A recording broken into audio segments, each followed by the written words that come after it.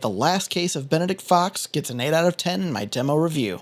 The concept is extremely simple. Track down your father and enlist his help to perform a ritual that severs a demon that is linked to you. What follows the initial tutorial section, however, is a vast unraveling of mysteries in this gorgeous, Lovecraftian world split between the safe Victorian manor and the dangerous limbo, a physical manifestation of the subconscious of the recently deceased. Benedict Fox's art direction and design is extremely eye-catching, and numerous times I would find myself stopping to admire all the detail. It's safe to say that this is one of the most visually stimulating games I've played this year. I wouldn't be surprised if it stayed there too. Gameplay-wise, The Last Case of Benedict Fox is a decidedly unique Metroidvania to me, with its heavy emphasis on investigation. The exploration is great, with several traversal abilities that you eventually learn and upgrade with the classic Metroidvania design of doubling back on old areas to places you previously couldn't reach. One highlight in the design I found for exploration is that all collectibles and items are highlighted with question marks on the map, eliminating the potential for missing key collectibles. The highlight of Benedict Fox to me is in the puzzles presented. I quickly found that having a pen and paper close by to record clues and theories is handy. I found myself constantly talking out loud through my thoughts